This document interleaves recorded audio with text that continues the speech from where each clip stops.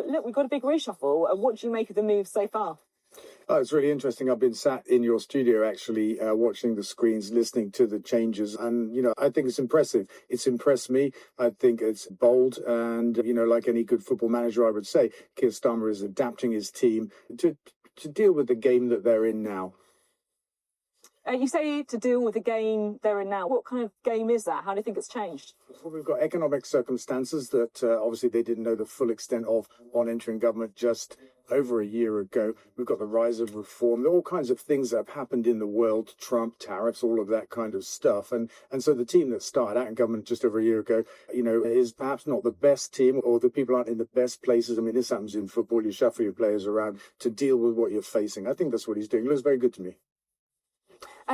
You, of course, have got a long-standing interest in the environment and green issues. We have no idea on the extent of this reshuffle, whether Ed Miliband's staying put, whether there's going to be any changes there at all. How important do you think it is personally that Keir Starmer keeps prioritising that department and protects Ed Miliband, who, let's face it, has rubbed up a few people the wrong way along the journey?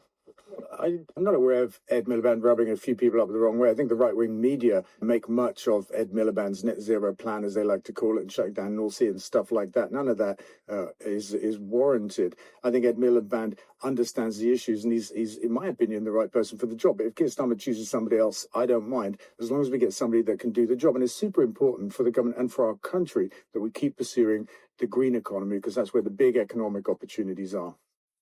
One of the biggest moves we've seen so far is Shabana Mahmood to the Home Office.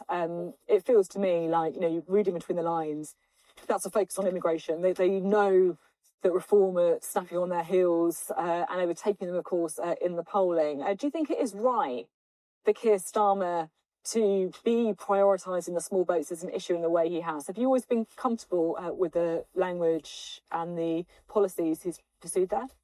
I think the problem is, this is one of the circumstances that the government faces, is there's an over-focus of the right-wing media on small boat crossings, which are just 4% of total immigration into our country every year. There's an over-focus, and this is actually a legacy issue. Just to come in, if I may, I know you want to make the point about the right-wing media. I understand why you want to do that, but Keir Starmer talks about small boats an awful lot as well, right? That's why I'm asking the question. Yeah, sorry. The point I'm trying to make is, he really can't avoid doing this because the right-wing media makes so much of immigration. Nigel Farage makes so much of immigration, and it's a legacy problem from the last several Tory administrations. But particularly, it's a legacy of Brexit. If you look at the graph of immigration, it doubled immediately after Brexit. We're at roughly 1 million, or we were at the general election. And Labour's big job is to get that down. But it's not the problem, as in they didn't create it, but it is the problem to deal with.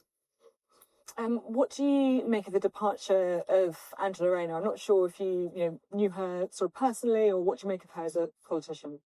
I think it's a shame. I think it's a loss for the party. I think it's a loss for the country. I think she doesn't have a tax dodging bone in her body.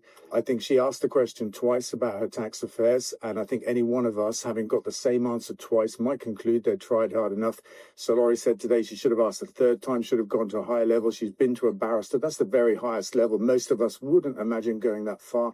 And the complexities of the trust arrangement for her son have basically tripped her up. The irony is, once her son turns 18, she'd be due a refund had she paid the higher rate of tax anyway. I don't think she was trying to tax dodge. At the same time, though, she asked the question twice, which she did, of course, but, in the response she was given, they said that they weren't qualified to give tax advice and she should speak to an expert, right? Yeah, I think one of them suggested she speak to an expert, and then the second one recommended it. And she overlooked that. That's her mistake, and she paid a very heavy price for it. Do you think she should have paid that price, or do you think she should have stayed? No, I think it's absolutely right. So Keir Starmer came into government. He set up this ethics advisor. He was determined not to have the scandals of the previous Tory administrations, and he's living by his word. I think what has happened is correct. I think it's unfortunate, but there it is. Okay, thank you very much indeed. Dale Vince speaking to us there, the Labour donor, founder of Ecotricity.